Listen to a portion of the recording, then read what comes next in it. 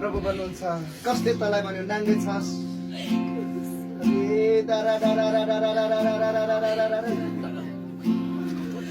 प्रभुले तपाईँलाई खोज्दै तपाईँको घरमा आउनुभयो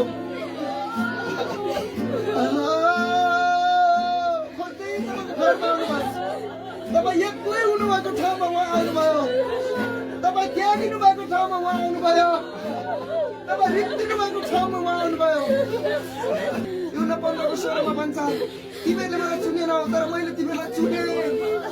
उहाँले मलाई रोज्नु भएको हो आफ्नो नजिकबाट मलाई ल्याउनु भएको हो तपाईँ मैले उहाँलाई रोजेन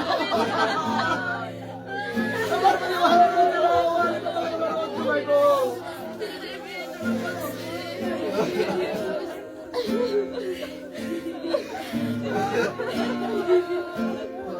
आउँदो रहेछ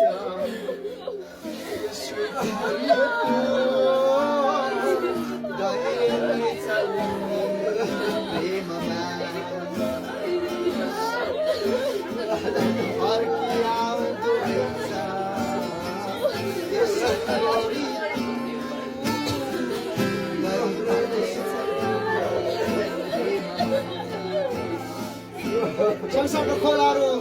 फर्केर आउँदैन समयहरू फर्केर आउँदैन तपाईँहरू त्यागेका मान्छेहरू फर्केर आउँदैनन् यसो फर्की तिमीलाई लिनलाई तपाईँलाई उठाउन आउनुहुन्छ तपाईँको आशिष पुज्न आउनुहुन्छ तपाईँको आशिष पुज्न आउनुहुन्छ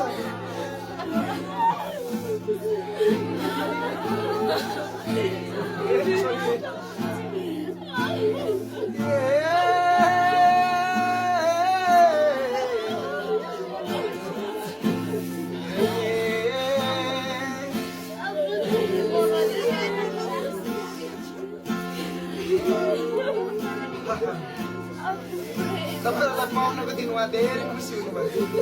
स्वर्ग उज्यालो भयो स्वर्गदूतहरूले गीत गाउन थाले रमाहट हुन थाल्यो मोटो पशुहरू काटेर सुरुवात गरे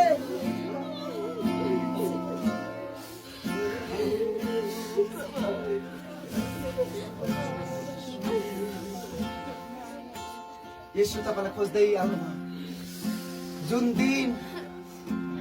आदम हराए जुन दिन आदम आफ्नो पापमा आफ्नो अधर्ममा उनी भाग्यो त्यहाँदेखि प्रभुको इच्छा थिएन यो भागोस् तर उहाँ पछ्याउँदै आउनुभयो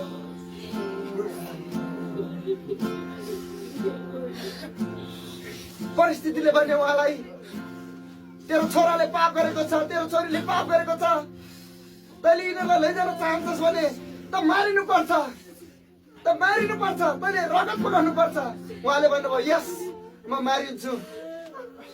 यस म मारिन्छु तर मेरो छोरालाई मेरो छोरीलाई म पुगाउन चाहन्न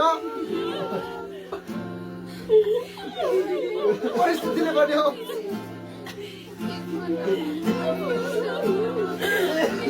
म मेरो छोरालाई मेरो छोरीलाई म फिर्ता पाउन चाहन्छु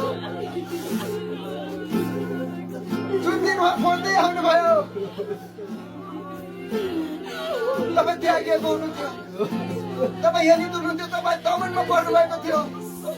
तपाईँलाई कमजोर बनाइएको थियो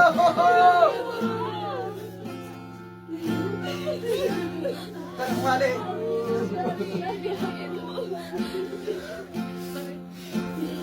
महिमाको बादलले मलाई ढाकेको छ त्यो महिमा यो मन्दिरभित्र आएको छ